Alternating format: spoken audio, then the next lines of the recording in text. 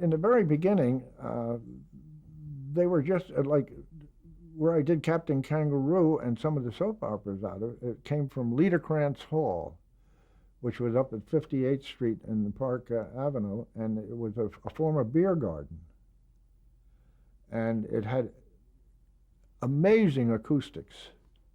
It had the best acoustics, and as a matter of fact, they say that Phil Spatoni, recorded up there. It had fantastic acoustics because what they used to do is they baffle the wall and put chicken wire over it and all this kind of stuff. Now, when I did Captain Kangaroo at, at their present address at 526 West 57th Street, that used to be a Borden's milk barn.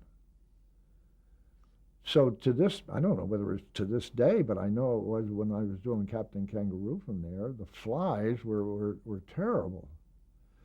And as a matter of fact, it got so bad that Bob Keeshan, Captain Kangaroo, offered a quarter, 25 cents for a bounty on every fly that was killed.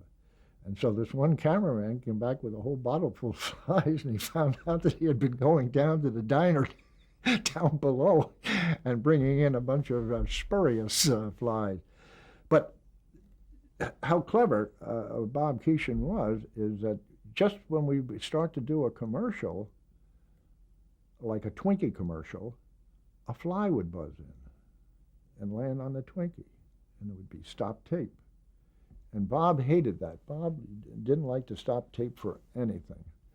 And so when this would happen a couple of times, Bob would really get annoyed, and it would upset him, and he'd leave the studio until they could correct it. Well, they couldn't correct it, and as a matter of fact, they sprayed it down with all kinds of things, and it still didn't stop the fly. And so one day, we're doing a Twinkie commercial, and I had just done a side a puppet number, and it involved a buzzy bee. So I had this. We're coming in for the fly commercial. I mean, for the Twinkie commercial, and I see this fly buzzing around because I could see it where I was because I was out in the open, just off camera. So I got this thing, and I waited, and I watched the monitor, and when the fly went in, I went, and Bob picked it up like that. He said, Raymond, we don't have time to play now. Go on, Raymond, go on. You go on your way. Go on. And we kept right on doing the commercial. And from then on, Raymond the Fly was part of the show. Now, whenever Lumpy Branham, who was a bass player with Fred Waring's orchestra, he was a hip musician, whenever Bob and Lumpy were doing something that I felt was dying, that wasn't going anyplace, I'd go, I'd bring in Raymond the Fly, and Bob would say, that's enough, Raymond, we're finished with that. So that's how different things evolved, and that's why Bob Keeshan, Captain Kangaroo, was such a fantastic performer, and he never ever played down to his audience. Never. As a matter of fact, one time he didn't have his wig on, and some page made a mistake of bringing a tour into the studio, and there was a lot of children in them, and Bob saw them, and he dove under the treasure house desk, and so he wouldn't be seen without his wig on. No, he was very, very, very.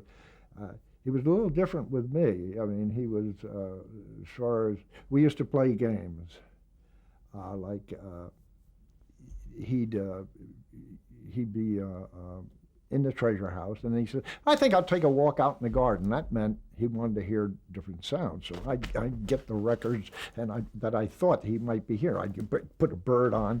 So Bobby get out there. Maybe I had records on the thing from the segment before. But I'd start playing the bird. He said, well, the birds are here, all right. He said, I wonder where Mrs. Magoo's cow is. Yes, there's the cow. what about the horse? I haven't heard. I wonder if you know. And then, oh yes, there it is. The train is, you know. And then he'd take out his watch, and I have the ticking for that. So he, you know, well, at least the watch is working, and then he put it away. But you know, not, you know, he just very nice, and then he said, but I wonder where that train is. The train. So then I put the 410. That was the number of the train, and it had a distant train whistle. So I played that. He said, "Oh yes." He said, "There's the old 410." He said, "It's a little late and a little scratchy." That almost killed me. But of course, the audience at home didn't know what that meant, but you could hear the scratchiness of the record. But that's the way it was. That's the games we played. And one time we had a cameraman on the show that had never done the show before, and he had been a former wrestler and football player, Clark Casey.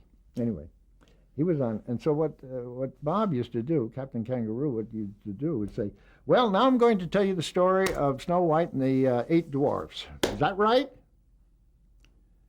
And the director said, "Shake your camera. Shake it. Shake it. Shake it. Say no. No, no." He said, "Say no. Say no." What the heck is that?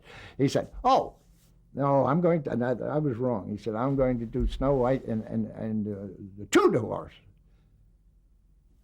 "Shake the camera. Say no. Say no. Say no." He didn't say shake the camera. Excuse me. "Say no." So he did this the 3rd time. He did it the 4th time. And finally he said, "Well, I'm going to do Snow White and the 12 dwarfs. Say no." Casey went, "No, damn it, you're not."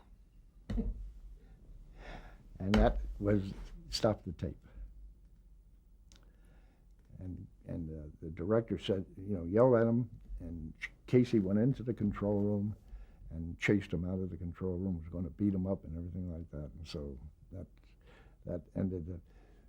But the other thing is when Bob had a signal when he was going to get up, he had a boom over his head, and that was his source of audio. So before he'd get up, he'd always slap his knees, and then he'd stand. So we had a replacement on the boom, and he didn't know what that was. So when Bob slapped his knees and stood up, he hit the boom. And the director over the talkback said, "Stop tape, stop tape." And so Bob said, no, we can go on. He said, "No, we can't." And he said, "Well, why not? You know, it would, I'll just say it was a noise someplace or something." No. He said, "Your wig is hanging on the boom." So we stopped tape there too.